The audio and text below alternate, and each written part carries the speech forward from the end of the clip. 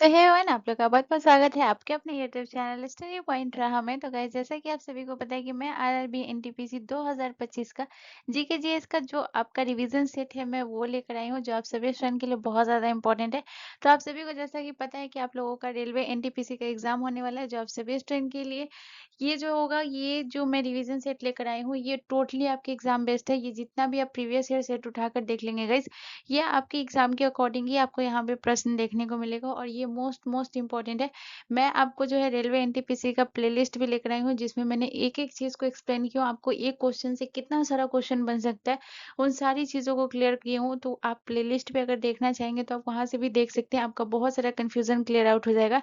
And second चीज है कि आपको जब ये चीज पता होता है कि एक चीज से कितना सारा क्वेश्चन बन सकता है, उसके बाद आप बहुत सारी चीजों को जब आप रिविजन करते हैं, तो फिर आपका जो है यहाँ पे ये देखना ज़रूरी हो जाता है कि अब हमसे जो है वो कितना, हम कितने पानी में, ठीक है? तो ये जब आप रिवीज़न करेंगे तो आपको कमेंट करके ये बताना है कि जो मैं क्वेश्चन लेकर आई हूँ, यहाँ से आपका जो है कितना प्रश्न सही होता है, ये आपको कमेंट करके बताना है, ठीक है? तो ये जो है ये आपके टोटली एग्ज़ाम बेस्ड है। मैं दोबारा बोल रही हूँ, ये इस टाइप के जो आप प्रश्न हैं, आप प्रीवियस ईयर उठाकर देखेंगे तो आपको इसी टाइप के प्रश्न देखने को मिलेंगे। तो जितने भी लोग रेलवे एनटीपीसी का एग्ज़ाम दे रहे हैं, वो एक बार इसे ज़रूर देखिए और इसे ज़रूर इस क्वेश्चन को, जो जितना भी क्वेश्चन है उसे सॉल्व करने की कोशिश करिए। अगर आपसे कुछ क्वेश्चन जो है वो सॉल्व नहीं होता है, तो प्लीज़ उसमें घबराने वाली बात नहीं है। आप इसे ज़रूर देखिए, ताकि आपका जो भी कन्फ्यूज़न है उससे भी क्लियर आउट होता है। जब हम क्वेश्चन को देखते हैं तो भी हमारा जो है वो माइंड क्लियर होता है कि अच्छा ये प्रश्न है तो इसका ये आंसर होगा या इस तरीके से बनेगा।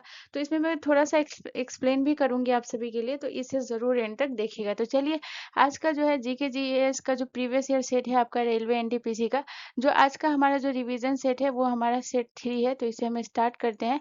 तो चलिए प्रश्न की तरफ बढ़ते हैं।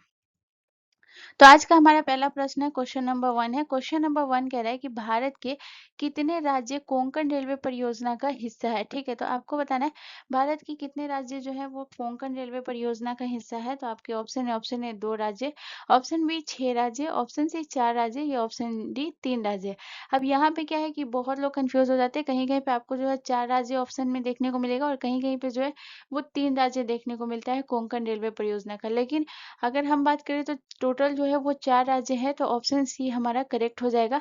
अब अगर मैं आपको बताऊँ कि ये 4 राज्य कौन-कौन से हैं, तो मैं आपको पहले भी बताई कि मैं थोड़ा-थोड़ा जो है आपकी चीज़ों को क्लियर करूँगी, ताकि जो जितने भी नए स्टूडेंट हैं उनको कोई दिक्कत ना हो।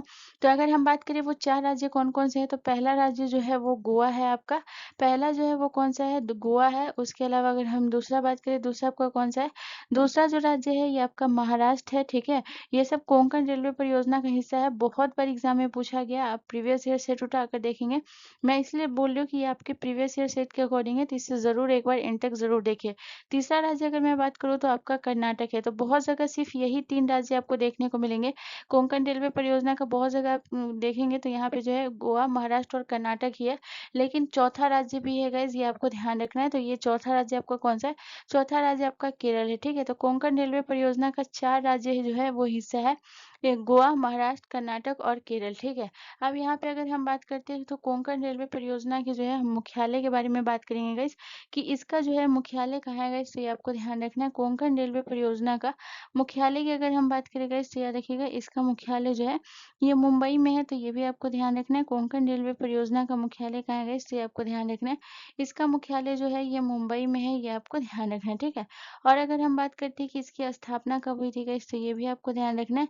अगर हम बात करते हैं कि इसकी जो है दूसरा पॉइंट आपको याद रखना है कि इसकी जो है स्थापना कब हुई है, तो ये भी आपको ध्यान रखना है। तो मैं यहाँ पे स्थापना नहीं लिखूंगी, क्योंकि यहाँ से जो है आपको कंफ्यूजन हो सकता है। तो मैं स्थापना यहाँ पे लिख देती हूँ कि कोंकण रेलवे परियोजना की जो है गाइस, याद रखिएगा अगर हम बात करते हैं कि इसकी जो है स्थापना कब हुई थी, तो ये 3-4 पॉइंट जो है ये आपको ध्यान रखना है, जो कि आपकी परीक्षा की दृष्टि से बहुत इंपॉर्टेंट है। तो याद रखिएगा 1998 में जो है इसकी स्थापना हुई थी। ये आपको ध्यान रखना है कब हुई थी, 1998 में, ठीक है? चलिए उसके बाद जो है एक प्रश्न और याद रखिएगा कि कोंकण रेलवे परियोजना की अगर हम बात करें, तो यहाँ पे आपको ध्यान रखना है, एक जो है आपको याद रखना है कि इसकी जो है कुल लंबाई कितनी है, ठीक है? तो अगर हम बात करते हैं, यहाँ पे आपको ध्यान रखना है, अगर हम बात करते हैं कि जो आपका जो है कोंकण रेलवे जो है आपको ध्यान रखना है, कोंकण रेलवे की अगर हम बात करें, कोंकण रेलवे की अगर हम बात करते हैं कुल लंबाई की, ठीक है? तो ये भी आपका जो है प्रीवियस ईयर पूछा गया था। तो ये आपको ध्यान रखना है कि कोंकण रेलवे परियोजना की अगर हम कुल लंबाई की बात करें गाइस, तो ये आपको ध्यान रखना है इसकी कुल लंबाई कितनी है गाइस? तो ये आपको ध्यान रखना है, इसकी कुल लंबाई जो है ये है 760 किलोमीटर, ठीक है? तो ये आपको ध्यान रखना है कितना है इसका कुल लंबाई, तो ये भी आपको ध्यान रखना है 760 किलोमीटर जो है गाइस, देखिएगा इसकी कुल लंबाई है, ये आपको ध्यान रखना है। चलिए नेक्स्ट क्वेश्चन की तरफ। अगला क्वेश्चन हमारा क्वेश्चन नंबर 2 है गाइस। क्वेश्चन नंबर 2 कह रहा है कि निम्नलिखित में से कौन सी अधातु चमकीला है? तो कौन सा अधातु है जो कि एक चमकीला अधातु है, ये आपको बताना है। तो आपके ऑप्शन है, option A carbon, option B sulphur, option C bromine या ऑप्शन डी लेड। तो गाइस इसका जो करेक्ट आंसर होगा वो होगा option C is the correct answer. अधातु जो चमकीला है ये ब्रोमीन जो है, ये चमकीला अधातु है, ये आपको ध्यान रखना है। और याद रखिएगा ये जो है अधातु एकमात्र ऐसा धातु है जो कौन सी अवस्था में रहता है? तरल अवस्था में रहता है, ये आपको ध्यान रखना है। ये कौन सी अवस्था में रहता है? तो याद रखिएगा एकमात्र अधातु है जो तरल अवस्था में रहता है। और अगर धातु की बात करें तो पारा आपका भी जो है तरल अवस्था में रहता है, लेकिन वो धातु है। ब्रोमीन आपका एक अधातु है जो कि तरल अवस्था में रहता है। वहीं अगर हम ब्रोमीन से रिलेटेड अगर हम बात करें तो यहाँ पे आपको ध्यान रखना है। उसके बाद दूसरा पॉइंट आपको क्या याद रखना है इसकी, याद रखिएगा ये गहरे लाल रंग का होता है, ये भी आपको ध्यान रखना है। आप जिस तरीके से ये पिक्चर में देख रहे हैं ये कैसा होता है गाइस, तो ये भी आपको ध्यान रखना है। अगर हम ब्रोमीन की बात करें गाइस तो ये आपको ध्यान रखना है। ब्रोमीन जो है ये आपको ध्यान रखना है, ये गहरे लाल रंग का होता है, ये आपको ध्यान रखना है। ब्रोमीन जो है ये गहरे लाल रंग का होता है, ये आपको ध्यान रखना है, ठीक है। उसके अलावा अगर हम बात करें गाइस तो ये आपका जो है चमकीला भी होता है, ये भी आपको ध्यान रखना है। इसके अलावा अगर हम बात करते हैं कि कौन-कौन सी अधातु होती है जो चमकीला होता है, तो यहाँ पे अगर हम बात करें तो आयोडीन, आयोडीन भी आपका जो है एक अधातु है जो कि चमकीला होता है, तो यहाँ पे आयोडीन हो गया। उसके अलावा अगर हम बात करें, दूसरा आपका कौन-सा हो गया गाइस? दूसरा हो गया आपका सिलिकॉन, ठीक है। सिलिकॉन भी आपका चमकीला होता है, ये भी एक अधातु है। सिलिकॉन भी आपकी एक अधातु है जो कि चमकीला होता है, ये आपको ध्यान रखना है। तो दूसरा हो गया आपका सिलिकॉन। वहीं पे अगर हम बात करें तीसरा आपका कौन-सा धातु है जो कि चमकीला है? तो तीसरा आपका फास्फोरस है, यानी कि ये जो है आपका सफ़ेद फास्फोरस, ठीक है। फास्फोरस जो सफ़ेद फास्फोरस होता है तो ये भी आपको ध्यान रखना है।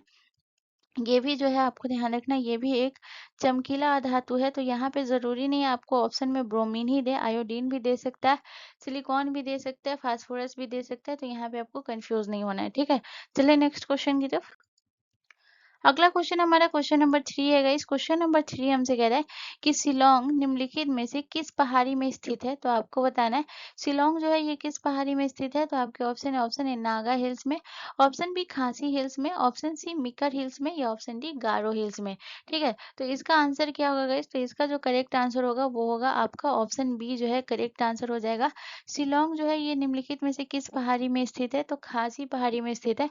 तो ऑप्शन सी जो है करेक्ट आंसर, बी जो है करेक्ट आंसर हो जाएगा। अगर वहीं बात करें कि भारत की जो है आपको ध्यान रखना है, भारत का जो मेघालय राज्य है आपने सुना ही होगा, तो मेघालय राज्य की राजधानी जो है याद रखिएगा, मेघालय की राजधानी जो है ये कहाँ है? तो ये भी आप याद रखिएगा। अगर हम बात करते हैं कि जो है मेघालय की, ठीक है, आपको ध्यान रखना है मेघालय की राजधानी जो है ये आपका कहाँ है गाइस? तो याद रखिएगा मेघालय की राजधानी जो है ये शिलांग है, ये आपको ध्यान रखना है। वहीं अगर हम बात करें मेघालय की राजधानी जो है ये कहाँ है गाइस? तो ये आपको ध्यान रखना है मेघालय की राजधानी जो है ये शिलांग है, ये आपको ध्यान रखना है, ठीक है। तो पहला पॉइंट आपको याद रखना है मेघालय की जो है वो कौन-कौन सी पहाड़ी है? गारो खासी हिल्स जो है ये कहाँ की है? ये मेघालय की पहाड़ी है, ये आपको ध्यान रखना है। वहीं अगर हम बात करते हैं जो शिलांग है गाइस, यहीं पे अगर हम बात करें तो ये आपको ध्यान रखना है कि जो आपका जो है पहला पॉइंट तो ये है कि मेघालय की राजधानी शिलांग है। और दूसरा पॉइंट आपको ये याद रखना है कि जो है पूर्व का स्कॉटलैंड जो है ये किसे कहा जाता है? तो ये भी आपको ध्यान रखना है। अगर हम बात करते हैं कि पूर्व का स्कॉटलैंड जो है ये किसे कहा जाता है? तो ये आपको ध्यान रखना है। पूर्व का स्कॉटलैंड जो है ये आपको ध्यान रखना है, ये शिलांग को कहा जाता है, ये आपको ध्यान रखना है। तो वहीं अगर हम बात करते हैं तो ये आपको ध्यान रखना है कि पूर्व का स्कॉटलैंड, ठीक है, आपको ध्यान रखना है। पूर्व का स्कॉटलैंड जो है आपको ध्यान रखना है किसे कहा जाता है? तो पूर्व का स्कॉटलैंड जो है शिलांग को कहा जाता है, ये आपको ध्यान रखना है। किसे कहा जाता है गाइस? तो ये आपको ध्यान रखना है शिलांग को कहा जाता है, ये आपको ध्यान रखना है। पूर्व का स्कॉटलैंड जो है शिलांग को कहा जाता है, ये भी आपको ध्यान रखना है, ठीक है। तो ये भी इम्पोर्टेंट है, ये जितना भी पॉइंट है इसे आपको नोट कर लेना है, ठीक है। चलिए नेक्स्ट क्वेश्चन की तरफ। कहा जाता है, ठीक है।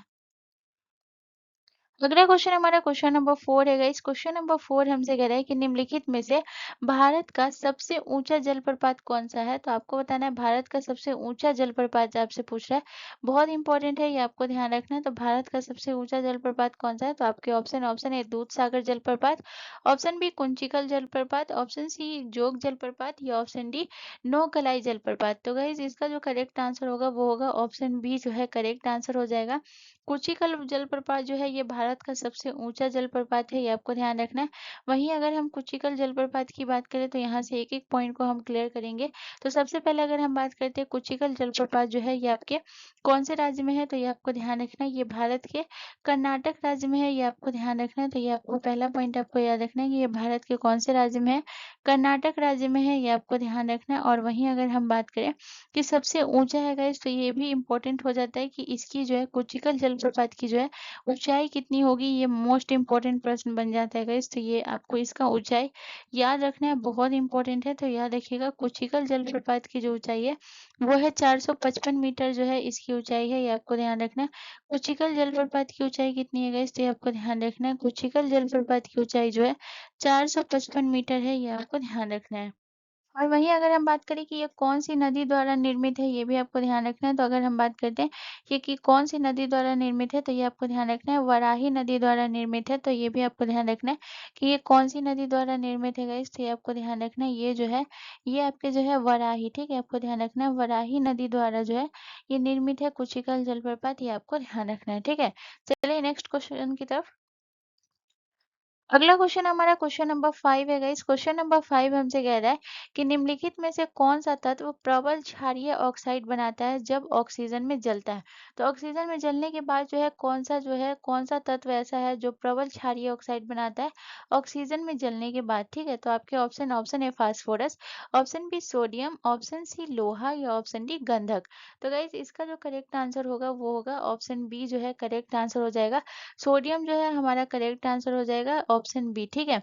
सोडियम जो है ये ऑक्सीजन में जलता है तो ये प्रबल क्षारीय ऑक्साइड बनाता है। तो यहाँ पे आपको ये याद रखना है कि एक जो है सोडियम होता है और दूसरा जो है ये कौन सा होता है? दूसरा जो होता है ये आपको ध्यान रखना है, दूसरा एक और तत्व है जो आपको याद रखना है, दूसरा आपका पोटेशियम है, ठीक है? तो पहला सोडियम है और दूसरा पोटेशियम है, ये ऑक्सीजन में जलने के बाद जो है प्रबल क्षारीय ऑक्साइड बनाता है, ये आपको ध्यान रखना है। अगर हम वही बात करें तो ये आपको ध्यान रखना है कि जब सोडियम या ऑक्सीजन जो है ये किसके संपर्क में आते हैं? ऑक्सीजन के संपर्क में आते हैं तो ये क्या बनाते हैं गाइस? तो ये आपको ध्यान रखना है। जब सोडियम और जो पोटेशियम जो है ये किसके संपर्क में? ऑक्सीजन के संपर्क में, ठीक है? आपको ध्यान रखना है ऑक्सीजन के संपर्क में आते हैं।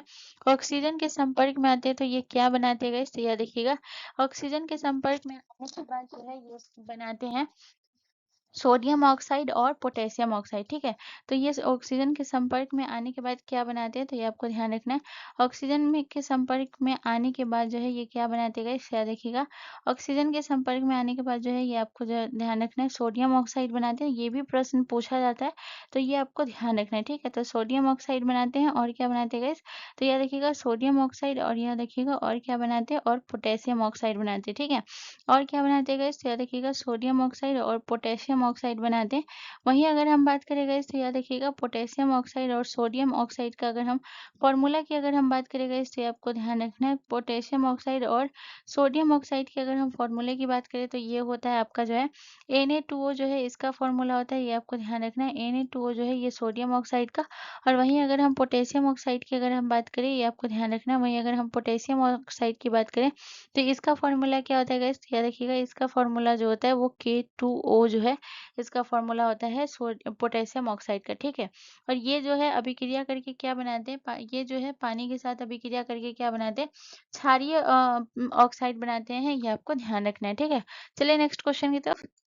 अगला क्वेश्चन हमारा क्वेश्चन नंबर 6 है गाइस। क्वेश्चन नंबर 6 हमसे कह रहा है कि डायनामाइट के आविष्कार निम्नलिखित में से कौन है? तो डायनामाइट के आविष्कारक जो है ये कौन है? तो आपके option A Einstein, option B Alfred Nobel, option C Newton, या ऑप्शन डी मैडम क्यूरी। तो गाइस इसका जो करेक्ट आंसर होगा वो होगा ऑप्शन बी जो है करेक्ट आंसर हो जाएगा। अल्फ्रेड नोबेल जो है ये डायनामाइट के आविष्कारक हैं। अगर हम वही बात करें कि डायनामाइट के जो है ये आपको ध्यान रखना है कि इन्होंने जो है इसका आविष्कार कब किया किया था ये भी आपको ध्यान रखना है। अगर हम बात करते हैं कि आविष्कारक जो है ये अल्फ्रेड नोबल है, लेकिन अगर हम आविष्कार की बात करें कि इन्होंने डायनामाइट की आविष्कार जो है ये कब किया था गाइस, तो ये आपको ध्यान रखना है 1867 में, ठीक है। तो ये आपको ध्यान रखना है कब किया था गाइस, तो ये आपको ध्यान रखना है 1867 में इन्होंने आविष्कार किया था, ये आपको ध्यान रखना है। और दूसरा याद रखना है कि अल्फ्रेड नोबल के ही नाम पे जो है, इनके नाम पे जो है ये कौन से पुरस्कार की शुरुआत हुई थी, नोबेल से आपको याद रखना है। इनके नाम पर ही आपको ध्यान रखना है, इनके नाम पर ही आपको ध्यान रखना है। इनके नाम पर ही जो है कौन से पुरस्कार की स्थापना हुई थी, तो ये आपको ध्यान रखना है। इनके नाम पर जो है नोबेल पुरस्कार की स्थापना जो है इन्हीं के नाम पर हुई थी, ये आपको ध्यान रखना है, ठीक है। नोबेल पुरस्कार की स्थापना जो है ये किनके नाम पर हुई थी, इनके नाम ही पे ही हुई थी, अल्फ्रेड नोबेल के नाम पे, ठीक है। तो ये भी पूछा जाता है कि नोबेल पुरस्कार की स्थापना जो है किन के नाम पे हुई थी, अल्फ्रेड नोबेल के नाम पे, और ये डायनामाइट के आविष्कारक हैं, ये आपको ध्यान रखना है। तो इनके ही नाम पे नोबेल पुरस्कार की जो है आपको ध्यान रखना है, नोबेल पुरस्कार की स्थापना हुई थी, ये आपको ध्यान रखना है, ठीक है। अगर हम बात करें स्थापना हुई थी, स्थापना 1901 में हुई थी, ये आपको ध्यान रखना कब हुआ था गाइस, याद रखिएगा 1901 में, ठीक है। 1901 में जो है स्थापना 1901 में हुई, ये आपको ध्यान रखना है। तो ये बहुत इंपॉर्टेंट पॉइंट बन जाता है, ये आपको ध्यान रखना है, ठीक है। चलिए नेक्स्ट क्वेश्चन की तरफ। अगला क्वेश्चन हमारा क्वेश्चन नंबर 7 है गाइस। क्वेश्चन नंबर 7 हमसे कह रहा है कि गोदावरी नदी निम्नलिखित में से किससे निकलती है, तो आपको बताना है गोदावरी नदी जो है ये किससे निकलती है। तो आपके ऑप्शन है ब्रह्मपुत्र पहाड़िया से, ऑप्शन बी गंगोत्री से, ऑप्शन सी कुंग की पहाड़िया से, या ऑप्शन डी यमुनोत्री से। तो गाइस इसका जो करेक्ट आंसर होगा वो होगा ऑप्शन ए जो है करेक्ट आंसर हो जाएगा। ब्रह्मगिरी पहाड़ियों से जो है गोदावरी नदी का उद्गम होता है, ये आपको ध्यान रखना है। वहीं अगर हम गोदावरी नदी से रिलेटेड जो है जितने भी पॉइंट हैं उनको एक-एक करके क्लियर करेंगे, तो सबसे पहले आपको याद रखना है कि इसे जो है दक्षिण गंगा के नाम से भी जाना जाता है। तो यहाँ पे प्रश्न पूछा गया था एक बार कि दक्षिण गंगा के नाम से जो है किस नदी को जाना जाता है गाइस, तो ये आपको ध्यान रखना है। दक्षिण गंगा के नाम से जाना जाता है, ये आपको ध्यान रखना है। इसका जो है अन्य नाम जो है ये क्या है, दक्षिण गंगा के नाम से जाना जाता है गोदावरी नदी, ये आपको ध्यान रखना है, ठीक है। जिसका उद्गम जो है ये कहाँ से होता है गाइस, तो याद रखिएगा इसका उद्गम जो है ये ब्रह्मगिरी की पहाड़ी से होता है, ये आपको ध्यान रखना। और अगर हम वही बात करें कि ब्रह्मगिरी की पहाड़ियाँ जो है ये आपका कहाँ है गाइस, तो याद रखिएगा ये जो है आपका जो है महाराष्ट्र के नासिक जिले में, ठीक है, आपको ध्यान रखना है। ये जो है आपका कहाँ है गाइस ब्रह्मगिरी की पहाड़ियाँ, तो ये आपको ध्यान रखना है महाराष्ट्र के नासिक जिले में है, ये आपको ध्यान रखना है। ब्रह्मगिरी की पहाड़ी जो है ये कहाँ है, तो कभी कभी यहाँ पे ये भी पूछ देता है कि महाराष्ट्र के किस जिले से जो है गोदावरी नदी का उद्गम होता है, तो याद रखिएगा महाराष्ट्र के नासिक जिले से जो है ब्रह्मगिरी पहाड़िया से जो है गोदावरी नदी का उद्गम होता है, ठीक है। और जिसे हम दक्षिण गंगा के नाम से भी जाता है ये नदी का नाम। उसके बाद अगर हम बात करते हैं कि इसकी जो है कुल लंबाई कितनी होती है, गोदावरी नदी की अगर हम बात करें तो गोदावरी नदी की जो है ये कुल लंबाई कितनी है, ये भी आपको ध्यान रखना है।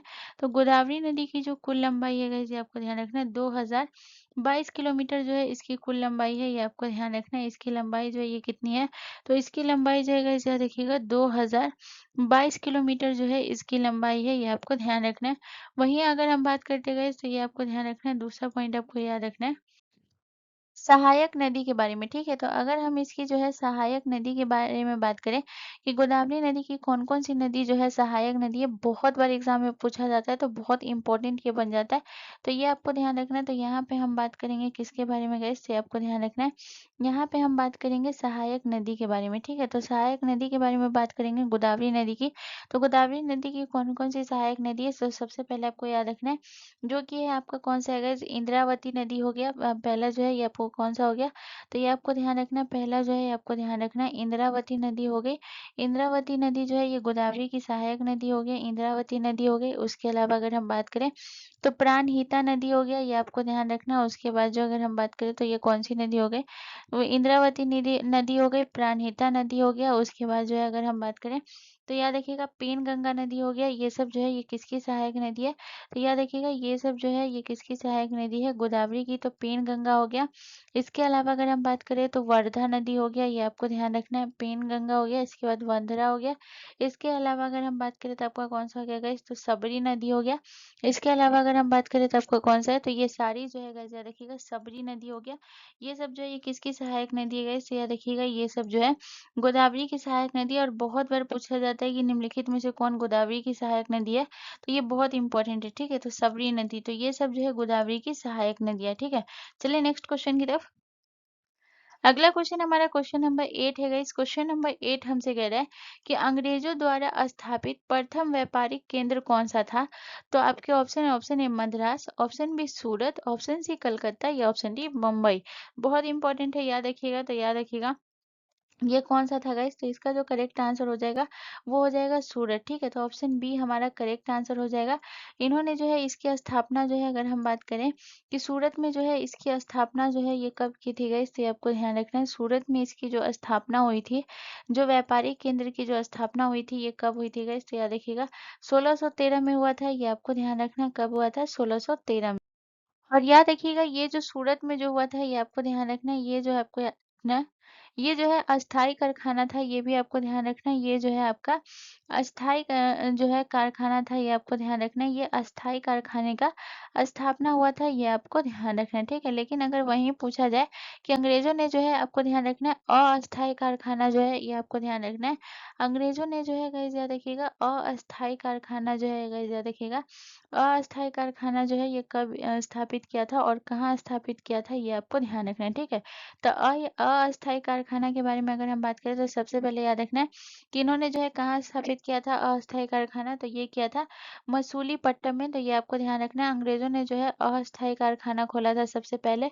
और ये कहाँ खोला था गाइस? याद रखिएगा मसूलीपट्टनम में, ठीक है। ये आपको ध्यान रखना है, कहाँ खोला था? मसूलीपट्टनम में खुला था। ये आपको ध्यान रखना है, कहाँ खोला था? मसूलीपट्टनम में। और कब जो है गाइस याद रखिएगा, मसूलीपट्टनम में जो है 1611 ईस्वी में जो है इन्होंने अस्थायी कारखाना खोला था। ये आपको ध्यान रखना है, ठीक है। और सूरत में जो कारखाना खोला था ये किसके काल में? तो ये आपको ध्यान रखना है, सूरत में जो ये कारखाना खोला था अस्थायी कारखाना, ये किसके काल में?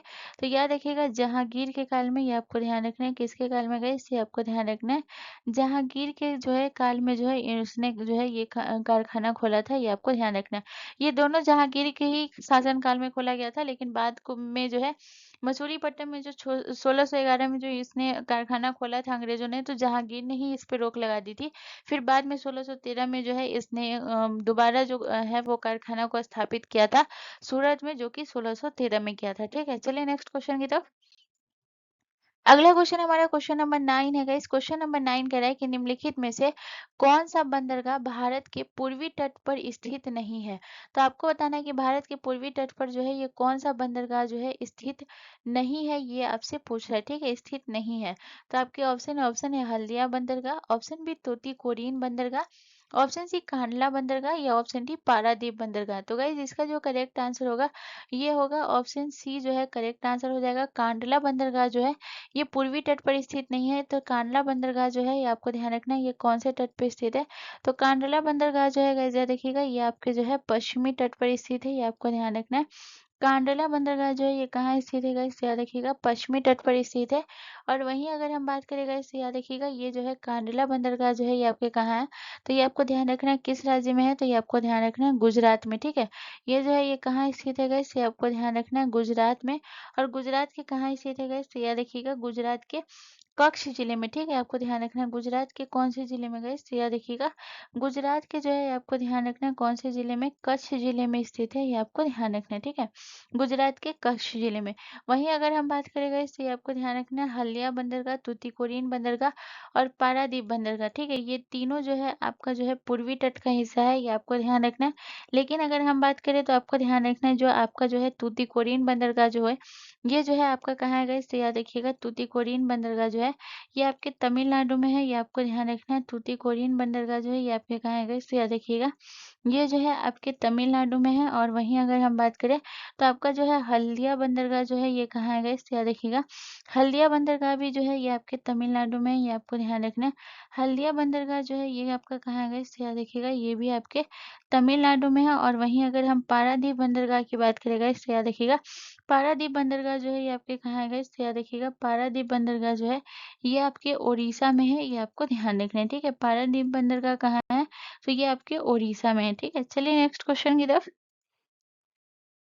अगला क्वेश्चन हमारा क्वेश्चन नंबर 10 है गाइस। क्वेश्चन नंबर 10 हमसे कह रहा है कि किस शासन के दौरान चतुर्थ बौद्ध संगीति में बौद्ध धर्म दो विचारधाराओं यानी हीनयान और महायान में विभाजित हो गया। ठीक है, तो जो है ये आपको ध्यान रखना है कि किसका शासन था उस टाइम जब चतुर्थ बौद्ध संगीति हुआ था। और इस चतुर्थ बौद्ध संगीति में जो है बौद्ध धर्म दो भागों में बट गया, पहला हीनयान और दूसरा महायान। ठीक है, तो आपको बताना है किसका शासन था। तो गुप्त वंश का शासन चला था उस टाइम, या ऑप्शन बी शक वंश का, या ऑप्शन सी कुषाण वंश का, या ऑप्शन डी पार्थियन वंश का। तो गाइज इसका जो करेक्ट आंसर होगा वो होगा option C is the correct answer. Kushan वंश का उस समय शासन चल रहा था, ये आपको ध्यान रखना है। ठीक है, वहीं अगर हम बात करें तो कुषाण में जो है उस समय जो है कुषाण वंश के जो है कौन से सम्राट थे, तो ये आपको ध्यान रखना है। कुषाण वंश के कौन से सम्राट थे गाइज, तो याद रखिएगा किसके समय तक कनिष्क थे उस समय के सम्राट जो है कुषाण वंश के। कौन थे गाइस, तो याद रखिएगा कनिष्क सम्राट थे, ये आपको ध्यान रखना है। उस समय के जो है कौन थे गाइस, तो याद रखिएगा कुषाण वंश के जो है किसका शासन था, कनिष्क सम्राट का शासन था। और कनिष्क सम्राट का शासन जो था वो कब था गाइस, तो याद रखिएगा 120 से 144 ईसा पूर्व। ये आपको ध्यान रखना है, ये कब था गाइस, तो याद रखिएगा 120 से 144 ईसा पूर्व जो है आपको ध्यान रखना है। 120 से 144 ईसा पूर्व जो है इस समय उनका शासन था कनिष्क सम्राट का। ठीक है, और इसी समय जो है आपका चतुर्थ बौद्ध संगीति हुआ था। वहीं अगर हम बात करें तो यहाँ पे जो है हम सबसे पहले बात करेंगे जो कि बहुत इंपॉर्टेंट है। तो याद रखिएगा हम किसके बारे में बात करेंगे, चतुर्थ बौद्ध संगीति के बारे में। ठीक है, हम किसके बारे में बात करेंगे गाइस, चतुर्थ बौद्ध संगीति। बहुत इंपॉर्टेंट है कि ये कहाँ हुआ था, किसकी अध्यक्षता में हुआ था, कौन उपाध्यक्ष थे, ये सारे जो है प्रश्न एक एक करके बहुत इंपॉर्टेंट है। तो यहाँ पे जो है मैं उनके बारे में एक एक करके डिस्कशन करूंगी। ठीक है, तो सबसे पहले हम बात करते हैं चतुर्थ बौद्ध संगीति। चतुर्थ पौष संगीति की अगर हम बात करें गाइस तो यहाँ पे याद रखिएगा सबसे पहले अगर हम बात करें कि ये कहाँ हुआ था गाइस, तो याद रखिएगा चतुर्थ पौष संगीति जो है सबसे पहले आपको याद रखना ये हुआ था कुंडल वन में। ठीक है, आपको ध्यान रखना ये कहाँ हुआ था, तो ये आपको ध्यान रखना ये जो है चतुर्थ पौष संगीति हुआ है कुंडल वन में, ये आपको ध्यान रखना है। ठीक है, वहीं अगर हम बात करें ये जो है आपको ध्यान रखना स्थान है। ठीक है, कुंडल वन स्थान में जो है चतुर्थ बौद्ध संगीति हुआ था, ये आपको ध्यान रखना है। ठीक है, वहीं अगर हम बात करें तो चतुर्थ बौद्ध संगीति के जो है गाइस देखिएगा अध्यक्ष के बारे में बात करेंगे कि उस समय के जो है अध्यक्ष कौन थे जब चतुर्थ बौद्ध संगीति हुआ था। तो उस समय जो है अध्यक्ष कौन थे गाइस, तो याद रखिएगा उस समय जो अध्यक्ष थे वसुमित्र उस समय अध्यक्ष थे, ये आपको ध्यान रखना है। उस समय जो है अध्यक्ष कौन थे गाइस, तो याद रखिएगा वसुमित्र अध्यक्ष थे, ये आपको ध्यान रखना है। और वहीं अगर हम उपाध्यक्ष की बात करें कि उपाध्यक्ष जो है ये कौन थे गाइस, याद रखिएगा। वहीं अगर हम उपाध्यक्ष की अगर हम बात करें कि उपाध्यक्ष कौन थे, तो अश्वघोष जो है गाइस, याद रखिएगा अश्वघोष जो है उस समय जो है उपाध्यक्ष थे, ये आपको ध्यान रखना। अश्वघोष जो थे उस समय चतुर्थ बौद्ध संगीति जब हुआ था तो वो उनके जो है उपाध्यक्ष थे, ये आपको ध्यान रखना। और इसी में जो है बौद्ध धर्म जो है दो भागों में बटा था, हीनयान और महायान में बट गया था। ठीक है, चलिए नेक्स्ट क्वेश्चन की तरफ। अगला क्वेश्चन हमारा क्वेश्चन नंबर 11 है गाइस। क्वेश्चन नंबर 11 कह रहा है कि किस प्रकार की मिट्टी दक्कन के पठार के अधिकांश भाग को कवर करती है। तो आपके ऑप्शन है, ऑप्शन ए लाल मिट्टी, ऑप्शन बी पीली मिट्टी, ऑप्शन सी काली मिट्टी, या ऑप्शन डी जलोढ़ मिट्टी। तो गाइस इसका जो करेक्ट आंसर होगा वो होगा option C is the correct answer. काली मिट्टी जो है दक्कन के पठार के अधिकांश भाग को जो है ये करती है, ये आपको ध्यान रखना है। काली मिट्टी की अगर हम बात करें गाइस तो ये आपको ध्यान रखना है। काली मिट्टी की अगर हम बात करें तो इसे हम कौन-कौन सी मिट्टी कहते हैं? इसे हम कपासी मिट्टी कहते हैं, क्योंकि कपास की खेती के लिए बहुत ज़्यादा उपयुक्त है, तो इसे हम कपासी मिट्टी के नाम से भी जानते हैं, ये आपको ध्यान रखना है। इसे हम कपासी मिट्टी के नाम से भी जानते हैं। और वहीं अगर हम बात करें तो पहला आपको याद रखना है, इसे हम कपासी मिट्टी के नाम से भी जानते हैं, रेगूर मिट्टी के नाम से भी जानते हैं, ये आपको ध्यान रखना है। ठीक है, इसे कपासी मिट्टी के नाम से भी जानते हैं। वहीं अगर हम बात करें तो इसे इसे हम रेगुर मिट्टी के नाम से भी जानते हैं। ठीक है, कौन सी, काली मिट्टी को। ठीक है, ये हो गया पहला पॉइंट। वहीं अगर हम दूसरे पॉइंट की बात करें, इस मिट्टी का जो है अगर हम बात करते हैं कि ये जो है काली मिट्टी का जो है काला रंग जो है ये किस वजह से होता है, ये भी आपको ध्यान रखना है। तो अगर हम बात करें कि काली मिट्टी का जो है काला रंग जो है ये किस वजह से होता है, मोस्ट इंपॉर्टेंट है, आपको ध्यान रखना। टिटेनिफेरस मैग्नेटाइट के कारण जो है इस मिट्टी का रंग जो है काला होता है, तो ये आपको ध्यान रखना है किसकी वजह से काला होता है, बहुत इंपॉर्टेंट है, ये आपको ध्यान रखना है। तो अगर हम बात करें ये जो काला होता है ये किसकी वजह से होता है, तो ये आपको ध्यान रखना है ये जो होता है ये होता है टिटेनिफेरस की वजह से जो है गाइस, याद रखिएगा टिटेनिफेरस मैग्नेटाइट। ठीक है, आपको ध्यान रखना है ये मिट्टी का रंग जो है काला किस वजह से होता है, टिटेनिफेरस मैग्नेटाइट के कारण जो है गाइस, याद रखिएगा टिटेनिफेरस मैग्नेटाइट के कारण जो है गाइस, याद रखिएगा मैग्नेटाइट हीट के कारण जो है इसका रंग जो है काला होता है, ये आपको ध्यान रखना है। वहीं अगर हम बात करें कि ये मिट्टी जो है ये आपको ध्यान रखना है ये किसकी बनी होती है, तो याद रखिएगा ये मिट्टी जो है अगर हम काली मिट्टी की अगर हम बात करें तो दूसरा पॉइंट आपको याद रखना है कि लावा चट्टानों के विखंडन से बनता है ये मिट्टी, ये आपको ध्यान रखना है। काली मिट्टी जो है गाइस याद रखिएगा लावा चट्टानों के विखंडन से बनता है, ये आपको ध्यान रखना है। काली मिट्टी जो है ये लावा चट्टानों के जो है गाइस याद रखिएगा लावा चट्टानों के विखंडन से बनता है, ये बहुत ही इंपॉर्टेंट है, याद रखिएगा। काली मिट्टी का निर्माण जो है ये कैसे होता है, लावा चट्टानों के विखंडन से लावा चट्टानों के विखंडन से इस मिट्टी का निर्माण होता है, ठीक है। लावा चट्टानों के विखंडन से निर्माण होता है इस मिट्टी का, ठीक है, आपको ध्यान रखना है निर्माण होता है, ये आपको ध्यान रखना है। वहीं अगर हम बात करें दूसरा पॉइंट आपको याद रखना है, ये मिट्टी जो है ये किस-किस राज्य में पाई जाती है, ये भी आपको ध्यान रखना है। तो वहीं अगर हम बात करें कि काली मिट्टी जो है ये आपके किस-किस राज्य में पाई जाती है, आपको ध्यान रखना है।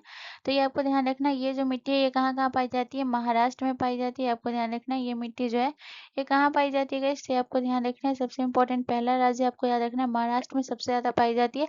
इसके अलावा ये मिट्टी जो है आपको ध्यान रखना है गुजरात में पाई जाती है, ये पूछा जाता है, ये बहुत इंपॉर्टेंट, ठीक है। सबसे ज़्यादा महाराष्ट्र में, इसके अलावा गुजरात में और उसके बाद अगर हम बात करें तो मध्य प्रदेश में और जो है लास्ट आपको याद रखना है कर्नाटक में, ठीक है। तो ये मिट्टी जो है ये कहाँ-कहाँ पाई जाती है, महाराष्ट्र, गुजरात, मध्य प्रदेश और तीसरा चौथा राज्य आपको याद रखना है कर्नाटक में जो है काली मिट्टी सबसे ज़्यादा पाई जाती है, ये आपको ध्यान रखना है, ठीक है। अगर हम बात करें इसमें जो फसल की अगर हम बात करें तो ज्वार, बाजरा, मूँगफली और इसके अलावा अगर बात करते हैं कपास के लिए ये मिट्टी जो है सबसे ज़्यादा उपयुक्त होती है, तो ये आपको ध्यान रखना है, ठीक है। चलिए नेक्स्ट क्वेश्चन की तरफ। अगला क्वेश्चन हमारा क्वेश्चन नंबर 12 है गाइस। क्वेश्चन नंबर 12 हमसे कह रहा है कि निम्नलिखित में से कौन सा युग आपस में कोई सीमा साझा नहीं करता है। तो आपको एक युग बताना है जो सीमा साझा नहीं करता है आपस में। तो आपके ऑप्शन है भूटान और असम जो है वो सीमा साझा करते हैं। ये ऑप्शन भी भूटान और अरुणाचल प्रदेश सीमा साझा नहीं करता है। ये ऑप्शन भी भूटान और मेघालय जो है वो सीमा साझा नहीं करता है, या फिर भूटान और पश्चिम बंगाल जो है ये सीमा साझा नहीं करता है। तो भूटान एक जो है ये कॉमन है, ये आपको बताना है कि ये जो है किसके साथ सीमा साझा नहीं करता है भूटान। तो मेघालय के साथ जो है ये सीमा साझा नहीं करता है, तो ऑप्शन सी हमारा करेक्ट हो जाएगा, ठीक है। अब हम यहाँ पे बात करते हैं कि भूटान जो है ये कितने राज्यों के साथ जो है सीमा साझा करता है, ये आपको ध्यान रखना है। कितने राज्यों से जो है आपको ध्यान रखना है, कितने राज्यों से जो है ये आपको ध्यान रखना है। भूटान जो है कितने राज्यों से सीमा साझा करता है, ये आपको ध्यान रखना है। बहुत इंपॉर्टेंट है क्योंकि इस टाइप से प्रश्न जो पूछा जाता है बहुत कंफ्यूज होती है, क्योंकि पूछा जाता है कि किससे सीमा साझा करता है किससे नहीं करता है। तो यहाँ पे आपको राज्य याद रखना बहुत इंपॉर्टेंट हो जाता है, ठीक है। तो याद रखिएगा राज्यों से सीमा साझा करता है, तो ये आपको ध्यान रखना है कितने राज्यों से सीमा साझा करता है। तो पहला आपको याद रखना है भूटान जो है ये असम के साथ जो है सीमा साझा करता है, ये आपको ध्यान रखना है। वहीं अगर हम बात करें दूसरा आपको याद रखना है दूसरा जो है ये आपको ध्यान रखना है अरुणाचल प्रदेश के साथ ये सीमा साझा करता है, ये आपको ध्यान रखना है। दूसरा जो है ये आपको ध्यान रखना है ये किसके साथ सीमा साझा करता है, अरुणाचल प्रदेश के साथ सीमा साझा करता है। और वहीं अगर हम बात करें तीसरा तीसरा जो है ये किसके साथ सीमा साझा करता है, तीसरा जो है आपको ध्यान रखना है असम के साथ जो है भूटान जो है असम के साथ भी सीमा साझा करता है। और वहीं अगर हम बात करें सिक्किम के साथ भी ये सीमा साझा करता है। तो चौथा जो है आपका कौन सा राज्य है, तो भूटान जो है कितने राज्यों के साथ, 4 राज्यों के साथ सीमा साझा करता है। और किसके किसके साथ करता है, असम असम के साथ करता है गाइस, अरुणाचल प्रदेश के साथ करता है, सिक्किम के साथ करता है। और यहाँ पे जो है असम दो जगह हो गया, तो इसे मैं कट कर दे रही हूँ। तो यहाँ पे जो है आपको ध्यान रखना है तीसरा जो है ये किसके साथ करता है गाइस, तो ये आपको ध्यान रखना है तीसरा जो है ये आपको ध्यान रखना है ये किसके साथ करता है, ये करता है सिक्किम के साथ। और वहीं अगर हम चौथा अगर हम बात करें तो पश्चिम बंगाल के साथ। तो ये जो है टोटल 4 राज्यों के साथ करता है, ये आपको ध्यान रखना है असम, अरुणाचल प्रदेश, सिक्किम। और चौथा जो है ये आपको क्या याद रखना है, चौथा जो है आपको ध्यान रखना है पश्चिम बंगाल के साथ ये सीमा साझा करता है, ये आपको ध्यान रखना है, ठीक है। तो ये भूटान जो है टोटल 4 राज्यों के साथ सीमा साझा करता है, ये आपको ध्यान रखना है। वहीं अगर हम बात करें कि भारत और भूटान का जो है ये कितना किलोमीटर सीमा है, ये आपको ध्यान रखना है। अगर हम बात करते हैं कि आपको ध्यान रखना है कि भारत और भूटान की अगर हम बात करें भारत और भूटान का जो है कितना किलोमीटर जो है सीमा साझा करता है गाइस, तो आपको ध्यान रखना है भारत और भूटान जो है आपको ध्यान रखना है 699 किलोमीटर जो है गाइस, याद रखिएगा भारत और भूटान जो है ये आपको ध्यान रखना है 699 किलोमीटर जो है इसका जो है सीमा कितना है, 699 किलोमीटर लंबा है, ये आपको ध्यान रखना है, ठीक है। चलिए नेक्स्ट क्वेश्चन की तरफ। अगला क्वेश्चन हमारा क्वेश्चन नंबर 13 है गाइस। क्वेश्चन नंबर 13 हमसे कह रहा है कि निम्नलिखित में से किस राज्य में भारत में सबसे बड़ा यूरेनियम भंडार है। तो आपके ऑप्शन है आंध्र प्रदेश में, ऑप्शन बी पंजाब में, ऑप्शन सी ओडिशा में, या ऑप्शन डी हिमाचल प्रदेश में। तो गाइस इसका जो करेक्ट आंसर होगा वो होगा ऑप्शन ए जो है करेक्ट आंसर हो जाएगा। भारत में सबसे बड़ा यूरेनियम भंडार जो है ये आंध्र प्रदेश में है। आंध्र प्रदेश की अगर हम बात करें गाइस तो ये आपको ध्यान रखना है कितना टन जो है यूरेनियम भंडार पाया गया है। तो ये आपको ध्यान रखना है आंध्र प्रदेश में जो है 60,000, ये आपको ध्यान रखना है 60,659 टन जो है ये आपको ध्यान रखना है 60,059 टन जो है भंडार पाया गया है आंध्र प्रदेश में। वहीं अगर हम बात करें कि दूसरा राज्य कौन सा है गाइस, अगर हम यहीं पे अगर हम बात करते हैं गाइस कि दूसरा सबसे बड़ा राज्य कौन सा है, तो दूसरा अगर हम राज्य की बात करें दूसरा सबसे बड़ा राज्य कौन सा है गाइस, तो ये आपको ध्यान रखना है दूसरा सबसे बड़ा राज्य जो है वो है आपका झारखंड। ठीक है, यूरेनियम उत्पादन में दूसरा राज्य कौन सा है गाइस सबसे बड़ा, तो ये है झारखंड। झारखंड जो है ये कितना टन उत्पादन जो है पाया गया है झारखंड में, तो झारखंड में जो है ये आपको ध्यान रखना है 27,156 टन जो है आपको ध्यान रखना है 27,156 टन जो है आपको ध्यान रखना है 27,156 टन जो है यूरेनियम भंडार जो है पाया गया है, ये आपको ध्यान रखना है। ठीक है, चलिए नेक्स्ट क्वेश्चन की तरफ। अगला क्वेश्चन हमारा क्वेश्चन नंबर 14 है गाइस। क्वेश्चन नंबर 14 हमसे कह रहा है कि निम्नलिखित में से कौन सा महाद्वीप द्वीपीय महाद्वीप के नाम से जाना जाता है। मोस्ट मोस्ट इंपॉर्टेंट है गाइस, आपको बताना है कि कौन सा महाद्वीप है निम्नलिखित में से जो द्वीपीय महाद्वीप के नाम से जाना जाता है। तो आपके आपके ऑप्शन है ऑस्ट्रेलिया महाद्वीप, ऑप्शन बी एशिया महाद्वीप, या ऑप्शन सी यूरोप महाद्वीप, या ऑप्शन डी अंटार्कटिका महाद्वीप। तो गाइस इसका जो करेक्ट आंसर होगा वो होगा ऑप्शन ए जो है करेक्ट आंसर हो जाएगा। ऑस्ट्रेलिया महाद्वीप को जो है द्वीपीय महाद्वीप के नाम से भी जाना जाता है, ये आपको ध्यान रखना है। और ऑस्ट्रेलिया महाद्वीप जो है ये आपको ध्यान रखना है सबसे छोटा महाद्वीप कौन सा है गाइस, ये भी आपको ध्यान रखना है। तो अगर हम बात करते हैं सबसे छोटा महाद्वीप, ठीक है आपको ध्यान रखना है, अगर हम बात करते हैं कि सबसे छोटा महाद्वीप कौन सा है, तो ये आपको ध्यान रखना है कि सबसे छोटा महाद्वीप जो है ये आपका जो है ऑस्ट्रेलिया महाद्वीप जो है ये सबसे छोटा महाद्वीप है, ये आपको ध्यान रखना है। वहीं अगर हम बात करते हैं एशिया जो है ये आपको ध्यान रखना है, एशिया जो है ये आपको ध्यान रखना है सबसे बड़ा महाद्वीप कौन सा है गाइस, तो ये आपको ध्यान रखना है सबसे बड़ा महाद्वीप जो है आपको ध्यान रखना है सबसे बड़ा महाद्वीप जो है ये कौन सा है गाइस, तो ये आपको ध्यान रखना है सबसे बड़ा महाद्वीप जो है ये एशिया महाद्वीप है, ये आपको ध्यान रखना है। सबसे बड़ा महाद्वीप कौन सा है गाइस, तो ये आपको ध्यान रखना है सबसे बड़ा महाद्वीप जो है ये एशिया महाद्वीप है, ये आपको ध्यान रखना है। और एशिया महाद्वीप को ही गाइस याद रखिएगा, अगर हम यही बात करें तो ये आपको ध्यान रखना है कि एशिया महाद्वीप को ही महाद्वीपों का महाद्वीप जो है ये किसे कहा गया गाइस, तो ये आपको ध्यान रखना है। अगर हम बात करें एशिया महाद्वीप को जो है ये कहा क्या कहा गया गाइस, तो याद रखिएगा महाद्वीपों का महाद्वीप जो है ये किसे कहा गया, महाद्वीपों का महाद्वीप जो है ये एशिया महाद्वीप को कहा गया है, ये आपको ध्यान रखना है। ठीक है, महाद्वीपों का महाद्वीप। वहीं अगर हम बात करें गाइस तो ये आपको ध्यान रखना है यूरोप की अगर हम बात करें तो अब हम नीचे आ जाते हैं। यूरोप की अगर हम बात करें यूरोप महाद्वीप को जो है ये क्या कहा जाता है, तो प्रायद्वीपीय महाद्वीप जो है ये आप किसे कहा जाता है गाइस, तो प्रायद्वीपीय महाद्वीप के नाम से जो है कौन जाना जाता है, तो ये आपको ध्यान रखना है प्रायद्वीपीय। ठीक है, आपको ध्यान रखना है अगर हम बात करें कि प्रायद्वीपीय, आपको ध्यान रखना है प्रायद्वीपीय महाद्वीप जो है ये कौन सा है गाइस, तो ये आपको ध्यान रखना है प्रायद्वीपीय प्रायद्वीपीय महाद्वीप जो है ये कौन सा है गाइस, तो ये आपको ध्यान रखना है प्रायद्वीपीय महाद्वीप जो है ये आपका यूरोप महाद्वीप को जाना जाता है। वहीं अगर हम बात करें अंटार्कटिका को गाइस, ये आपको ध्यान रखना है अंटार्कटिका जो है को जो है गाइस याद रखिएगा श्वेत महाद्वीप के नाम से जो है ये किसे जाना जाता है, तो ये आपको ध्यान रखना है श्वेत महाद्वीप के नाम से जो है ये किसे जाना जाता है गाइस, तो ये आपको ध्यान रखना है श्वेत महाद्वीप के नाम से जो है ये किसे जाना जाता है, तो ये आपको ध्यान रखना है श्वेत महाद्वीप के नाम से जो है ये अंटार्कटिका जो को जाना जाता है। तो ऑप्शन जो है ये जो है ये आपको ध्यान रखना है। ठीक है, और ऑप्शन ए जो है आपका करेक्ट हो जाएगा, जिसे द्वीपीय महाद्वीप जो है ये ऑस्ट्रेलिया महाद्वीप को जाना जाता है, जो कि ये सबसे छोटा महाद्वीप है। महाद्वीपों का महाद्वीप एशिया महाद्वीप को जाना जाता है क्योंकि ये सबसे बड़ा महाद्वीप है। यूरोप को प्रायद्वीपीय महाद्वीप के नाम से जाना जाता है और अंटार्कटिका को श्वेत महाद्वीप के नाम से जाना जाता है, ये आपको ध्यान रखना है। ठीक है, चलिए नेक्स्ट क्वेश्चन की तरफ। अगला क्वेश्चन हमारा क्वेश्चन नंबर 15 है गाइस। क्वेश्चन नंबर 15 हमसे कह रहा है कि निम्नलिखित में से किसने भारत के राष्ट्रीय गीत की रचना की है। तो भारत के राष्ट्रीय गीत की रचना जो है ये किसने की है, तो आपके ऑप्शन है रविंद्रनाथ टैगोर ने, ऑप्शन बी बंकिम चंद्र चट्टोपाध्याय ने, या ऑप्शन सी सरोजनी नायडू ने, या ऑप्शन डी पिंगली वकैया ने। तो गाइज इसका जो करेक्ट आंसर होगा वो होगा option B is the correct answer. Bankim Chandra Chatterjee ने जो है राष्ट्रीय गीत लिखा है, आपको ध्यान रखना है। अगर हम बात करें इससे आपको ध्यान रखना है बंकिम चंद्र चटर्जी ने जो है राष्ट्रीय गीत की जो है ये आपको ध्यान रखना है राष्ट्रीय गीत की रचना जो है ये कब की थी, तो ये भी आपको ध्यान रखना है। ये जो है बंकिम चंद्र चटर्जी ने जो है 1882 में जो है ये आपको ध्यान रखना है। आपने जो है इनकी पुस्तक जो थी 1882 में जो आनंद आनंद मठ जो पुस्तक है गाइस, याद रखिएगा। जो है आनंद मठ पुस्तक जो है गाइस, याद रखिएगा, इसमें शामिल किया था, ये आपको ध्यान रखना है। वहीं अगर हम बात करें तो जो आपका जो राष्ट्रीय गीत है, ये आपको ध्यान रखना है, इसे कब अपनाया गया था, तो याद रखिएगा 24 जनवरी, ठीक है, आपको ध्यान रखना है 24 जनवरी 1950 को जो है आपको ध्यान रखना है। मोस्ट इंपॉर्टेंट है, ये पूछा जाता है, ठीक है। तो याद रखिएगा 24 जनवरी 1950 को जो है ये आपको ध्यान रखना है। इसे जो है राष्ट्रीय गीत को कब अपनाया गया था, तो इसे जो है 24 जनवरी 1950 को अपनाया गया था, ये आपको ध्यान रखना है, ठीक है। वहीं अगर हम बात करते हैं आपका राष्ट्रीय गीत कौन-सा है? तो ये आप सभी को पता ही होगा, आपका राष्ट्रीय गीत जो है ये आपका वंदे मातरम है। राष्ट्रीय गीत जो है ये आपका कौन-सा है गाइस? तो ये आपको ध्यान रखना है, राष्ट्रीय गीत जो है ये आपका वंदे मातरम है, ये आपको ध्यान रखना है, ठीक है? और इसे जो है किसने किया था? बंकिम चट्टोपाध्याय ने जो है इसकी रचना की थी। और अगर हम बात करते हैं जो ध्वज का डिज़ाइन जो है ये किसने तैयार किया था गाइस? तो ये आपको ध्यान रखना है। जो आपके ध्वज की डिज़ाइन को जो है ये किसने तैयार किया था? तो ध्वज की डिज़ाइन को तैयार किया था, ये आपको ध्यान रखना है।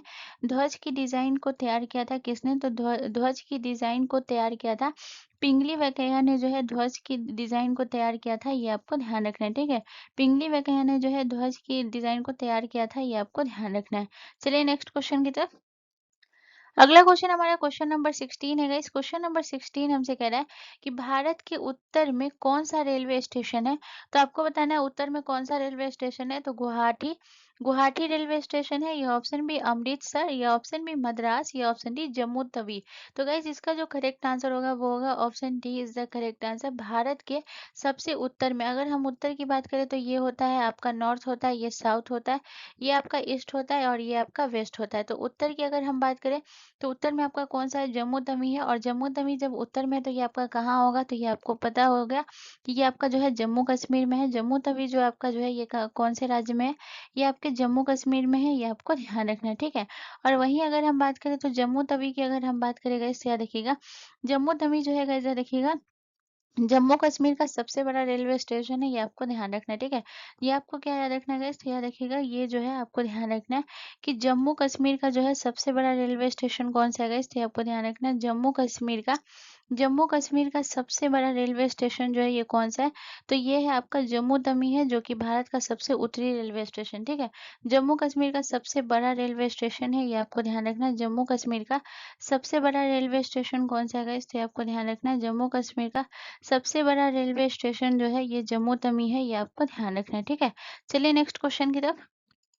अगला क्वेश्चन हमारा क्वेश्चन नंबर 17 है गाइस। क्वेश्चन नंबर 17 हमसे कह रहा है कि सिंध को अंग्रेजों ने कब अधिकृत किया था? तो आपके ऑप्शन है 1800 में, ऑप्शन बी 1841 में, या ऑप्शन सी 1842 में, या ऑप्शन डी 1843 में। तो गाइस इसका जो करेक्ट आंसर होगा वो होगा option D is the correct answer. 1843 में अधिकृत किया था, ये आपको ध्यान रखना। और याद रखिएगा इस समय के जो है याद रखिएगा गवर्नर जनरल जो है ये कौन थे गाइस, जब आपको ध्यान रखना है, ये पूछा जाता है, ये आपको ध्यान रखना है। तो इस समय की अगर हम बात करते हैं कि गवर्नर जनरल जो है ये कौन थे गाइस, याद रखिएगा इस समय के जो गवर्नर जनरल थे ये आपको ध्यान रखना है, लॉर्ड एलन थे, ये आपको ध्यान रखना है। इस समय के गवर्नर जनरल जो है ये कौन थे गाइस, तो याद रखिएगा इस समय के जो गवर्नर जनरल थे गाइस, याद रखिएगा लॉर्ड एलन जो है इस समय के गवर्नर जनरल थे, ठीक है, आपको ध्यान रखना है। चलिए नेक्स्ट क्वेश्चन की तरफ। अगला क्वेश्चन हमारा क्वेश्चन नंबर 18 है गाइस। क्वेश्चन नंबर 18 हमसे कह रहा है कि भूमध्य सागर और लाल सागर को जोड़ने वाली नहर कौन सी है? तो आपके ऑप्शन है सू नहर, ऑप्शन बी स्वेज नहर, ऑप्शन सी पनामा नहर, या ऑप्शन डी इनमें से कोई नहीं। तो गाइस इसका जो करेक्ट आंसर होगा वो होगा option B is the correct answer. Suez नहर है। और वहीं अगर हम बात करें कि स्वेज नहर की अगर हम बात करते हैं कि स्वेज नहर की अगर हम बात करते हैं कि कुल लंबाई जो है ये कितनी है गाइस, तो ये आपको ध्यान रखना है, ये भी बहुत इंपॉर्टेंट है। तो याद रखिएगा सुएज़ नहर की अगर हम बात करते हैं कुल लंबाई जो है ये कितनी है, तो सुएज़ नहर की कुल लंबाई 193 किलोमीटर है, ये आपको ध्यान रखना है। सुएज़ नहर की कुल लंबाई कितनी है, तो ये आपको ध्यान रखना है। सुएज़ नहर की कुल लंबाई जो है 193 किलोमीटर है, ये आपको ध्यान रखना है। वहीं अगर हम बात करते हैं सू नहर जो है ये किसको जोड़ती है गाइस, तो ये आपको ध्यान रखना है। सू नहर जो है ये आपको ध्यान रखना है सुपीरियर झील को हुडू झील से जो जोड़ती है वो कौन जोड़ती है गाइस, तो ये आपको ध्यान रखना है। सुएज नहर जो है ये सू नहर जो है ये किसको जोड़ती है गाइस, तो याद रखिएगा सू नहर जो है ये सुपीरियर को जो है ये किससे जोड़ती है गाइस, तो ये आपको ध्यान रखना है सू नहर जो है सुपीरियर झील को जो है ये किससे जोड़ती है गाइस, तो ये आपको ध्यान रखना है सू नहर जो है सुपीरियर झील को जो है ये कौन सी झील से जोड़ती है, सुपीरियर झील को हुरु झील से जोड़ती है, ये आपको ध्यान रखना है सुपीरियर झील को हुरु झील से जोड़ती है, ये आपको ध्यान रखना है। ठीक है, हुरु झील से जो है आपको ध्यान रखना है हुरु झील से जोड़ती है, ये आपको ध्यान रखना है हुरु झील से जोड़ती है, ये आपको ध्यान रखना है। सुपीरियर झील को जो है ये किससे जोड़ती है, सुपीरियर झील को जो है हुरु झील से जोड़ती है, ये आपको ध्यान रखना है। ठीक है, हुरु झील से जोड़ती है, ये आपको ध्यान रखना है। वहीं अगर हम बात करते हैं जो आपकी पनामा नहर है जो है गाइस, याद रखिएगा पनामा नहर जो है ये किसको जोड़ती है गाइस, याद रखिएगा पनामा नहर जो है ये कैरेबियन सागर को जो है ये किससे जोड़ती है, प्रशांत महासागर से।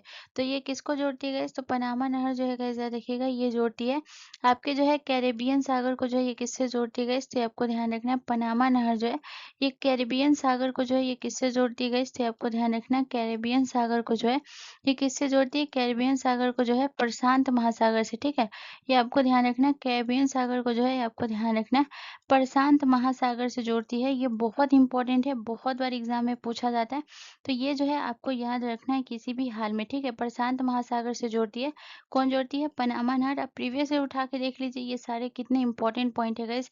मैं बार बार बोल रही हूँ, ये आपको बहुत इंपॉर्टेंट है, इसको नोट कर लीजिएगा अगर आपको यहाँ से कंफ्यूजन है तो। चलिए नेक्स्ट क्वेश्चन की तरफ। अगला क्वेश्चन हमारा क्वेश्चन नंबर 19 है गाइस। क्वेश्चन नंबर 19 कह रहा है कि स्वतंत्रता के समय भारत के औद्योगिक विकास में मुख्य बाधाएं क्या थी। तो आपके ऑप्शन ए उद्योगों में पूंजी निवेश, ऑप्शन बी उद्योगों के लिए आवश्यक रोजगार, ऑप्शन सी औद्योगिक स्थापना हेतु भूमि, या ऑप्शन डी औद्योगिक उत्पादकों के लिए बाजार। तो गाइज इसको जो करेक्ट आंसर होगा वो होगा ऑप्शन ए जो है करेक्ट आंसर हो जाएगा उद्योगों में पूंजी निवेश। तो ऑप्शन ए हमारा करेक्ट हो जाएगा। चलिए नेक्स्ट क्वेश्चन की तरफ। अगला क्वेश्चन हमारा क्वेश्चन नंबर 20 है गाइस। क्वेश्चन नंबर 20 हमसे कह रहा है कि शांत पेटी किस रेखा के दोनों ओर पाई जाती है। तो आपके ऑप्शन ए मकर रेखा के, ऑप्शन बी कर्क रेखा के, ऑप्शन सी भूमध्य रेखा के, या ऑप्शन डी इनमें से कोई नहीं। तो गाइस इसका जो करेक्ट आंसर होगा वो होगा option C is the correct answer. शांत पेटी जो है ये भूमध्य रेखा के दोनों ओर पाई जाती है, ये आपको ध्यान रखना है। अगर हम वही बात करें तो ये आपको ध्यान रखना है, ये जो है आपको ध्यान रखना है 5 डिग्री उत्तर से 5 डिग्री दक्षिण तक जो है ये फैला हुआ है, ये आपको ध्यान रखना है। तो ये जो है बहुत इंपॉर्टेंट है। तो शांत पेटी की अगर हम बात करें गाइस तो ये आपको ध्यान रखना है। शांत पेटी की अगर हम बात करें तो ये आपको ध्यान रखना है 5 डिग्री उत्तर। ठीक है, आपको ध्यान रखना है 5 डिग्री उत्तर से जो है ये आपको ध्यान रखना है 5 डिग्री उत्तर से 5 डिग्री दक्षिण दशांश तक फैला हुआ है, ये आपको ध्यान रखना है। 5 डिग्री उत्तर से 5 डिग्री दक्षिण अक्षांश तक फैला हुआ है, ये आपको ध्यान रखना है। बहुत इंपॉर्टेंट है, ये आपको ध्यान रखना है। दक्षिण अक्षांश तक जो है ये आपको ध्यान रखना है, दक्षिण अक्षांश तक फैला हुआ है, ये आपको ध्यान रखना है। अब अगर हम बात करें कि ये जो है इसे शांत पेटी हम क्यों कहते हैं गाइस, तो ये आपको ध्यान रखना है। इसे शांत पेटी इसलिए कहते हैं क्योंकि यहाँ जो है निम्न वायु दाब होता है और हवा की गति जो है बहुत कम होती है, इसलिए जो है इसे शांत पेटी कहा जाता है, ये भी आपको ध्यान रखना है। ठीक है, पृथ्वी पृथ्वी की सतह पर। ठीक है, तो यहाँ पे जो है आगे ये भी लिख लीजिएगा क्योंकि जो है ये आपको इंपॉर्टेंट है, तो ये आपको ध्यान रखना है। पृथ्वी की सतह पर जो है आपको ध्यान रखना है, पृथ्वी के सतह पर जो है आपको ध्यान रखना है, पृथ्वी के सतह पर 5 डिग्री उत्तर से 5 डिग्री दक्षांश तक जो है ये फैला हुआ है, ये आपको ध्यान रखना है। ठीक है, पृथ्वी के जो है सतह से। ठीक है, चलिए नेक्स्ट क्वेश्चन की तरफ। अगला क्वेश्चन हमारा क्वेश्चन नंबर 21 है गाइस। क्वेश्चन नंबर 21 कह रहा है हमसे कि अंतर्राष्ट्रीय विकास संघ आईडीए की स्थापना किस वर्ष हुई थी। तो 1919 में हुई थी, या ऑप्शन बी 1960 में, या ऑप्शन डी 1949 में, या ऑप्शन डी 1945 में। तो गाइस इसका जो करेक्ट आंसर होगा वो होगा option B is the correct answer. अंतर्राष्ट्रीय विकास संघ यानी कि इंटरनेशनल डेवलपमेंट एसोसिएशन की जो स्थापना हुई थी वो 1960 में हुई थी। तो ऑप्शन बी हमारा करेक्ट हो जाएगा। चलिए नेक्स्ट क्वेश्चन की तरफ। अगला क्वेश्चन हमारा क्वेश्चन नंबर 22 है गाइस। क्वेश्चन नंबर 22 हमसे कह रहा है कि ऋग वैदिक काल की नदी सदानीरा का आधुनिक नाम क्या है। तो आपके ऑप्शन है झेलम, ऑप्शन बी व्यास, ऑप्शन सी गंडक, या ऑप्शन डी चेनाब। तो गाइस इसका जो करेक्ट आंसर होगा वो होगा गंडक। ठीक है, तो सदानीरा का जो है आधुनिक नाम क्या है, गंडक है, तो ऑप्शन सी हमारा करेक्ट आंसर हो जाएगा। वहीं अगर हम बात करें झेलम जो है ये आधुनिक नाम है, तो ऋग वैदिक में इसका नाम क्या था, ऋग वैदिक में जो इसका नाम था ये था वित्सता था, ये आपको ध्यान रखना है। ऋग वैदिक में इसका का नाम वित्सता था, ये आपको ध्यान रखना है। और व्यास नदी का जो है ऋग्वैदिक में क्या नाम था? विपाशा था, ये आपको ध्यान रखना है। व्यास नदी का जो अभी आधुनिक नेम है, इसे ऋग्वैदिक काल में किस नाम से जाना जाता था? विपाशा नदी के नाम से। और चेनाब का जो था ये क्या था गाइस? याद रखिएगा अस्कनी। चेनाब का तो बहुत बार एग्जाम में पूछा गया है कि जो है अस्कनी, यानी कि ऋग्वैदिक काल की जो अस्कनी है इसका आधुनिक नाम क्या है, या फिर चेनाब नदी का जो है ये ऋग्वैदिक काल में क्या नाम था? तो अस्कनी था, ये आपको ध्यान रखना है। ठीक है, चलिए नेक्स्ट क्वेश्चन की तरफ। अगला क्वेश्चन हमारा क्वेश्चन नंबर 23 है गाइस। क्वेश्चन नंबर 23 कह रहा है कि इनमें से कौन नियति की अटलता में विश्वास रखता था? तो इसका जो करेक्ट आंसर होगा वो होगा जैन धर्म। ठीक है, तो जैन धर्म जो है ये नियति की अटलता में विश्वास रखते थे, तो ऑप्शन सी हमारा करेक्ट हो जाएगा। चलिए नेक्स्ट क्वेश्चन की तरफ। अगला क्वेश्चन हमारा क्वेश्चन नंबर 24 है गाइस। क्वेश्चन नंबर 24 कह रहा है कि पौधों में वातपोत्सर्जन की क्रिया किसमें होती है? तो आपके ऑप्शन ऑप्शन है जड़ में, ऑप्शन बी पत्ती में, या ऑप्शन सी पूरा पौधा में, या ऑप्शन डी तना में। तो पौधों में वाष्पोर्जन की क्रिया जो होती है गाइस, याद रखिएगा ये पूरे पौधे में ही होती है, तो ऑप्शन सी हमारा करेक्ट हो जाएगा। ठीक है, चलिए नेक्स्ट क्वेश्चन की तरफ। अगला क्वेश्चन हमारा क्वेश्चन नंबर 25 है गाइस। क्वेश्चन नंबर 25 कह रहा है कि ऊर्जा उत्पादन के लिए कोशिका प्रायः किसका उपयोग करती है? तो आपके ऑप्शन है सुक्रोज का, ऑप्शन बी ग्लूकोज का, ऑप्शन सी एमिनो अम्ल का, या ऑप्शन डी वसा अम्ल का। तो गाइस इसका जो करेक्ट आंसर होगा ग्लूकोज जो है इसका करेक्ट आंसर हो जाएगा, यानी ऑप्शन बी जो है हमारा करेक्ट आंसर हो जाएगा। और ग्लूकोज जो है ये ऊर्जा का मुख्य स्रोत होता है, ये भी आपको ध्यान रखना है। तो ऊर्जा उत्पादन के लिए जो है ये किसका उपयोग होता है गाइस? याद रखिएगा ग्लूकोज का। तो गाइस आपका जो है रेलवे एनटीपीसी का जो आज का हमारा रिवीजन क्लास था, और आज का क्लास जो है वो हमारा तीसरा क्लास था गाइस। तो ये यहीं समाप्त होता है। आपको यहाँ से कोई भी कंफ्यूजन था या कोई भी दिक्कत है तो आप मुझसे कमेंट करके ज़रूर पूछ सकते हैं, मैं उसका ज़रूर रिप्लाई करूंगी। एंड प्लीज़ गाइज़ ये वीडियो आपके लिए थोड़ा-सा भी इन्फॉर्मेटिव रहा या थोड़ा-सा भी आपको जो है वो हेल्प किया है, तो प्लीज़ प्लीज़ मेरे चैनल को ज़रूर सब्सक्राइब कर लीजिएगा एंड बेल आइकन पे ज़रूर क्लिक कर लीजिएगा। मिलते हैं नेक्स्ट वीडियो में गाइज़, धन्यवाद।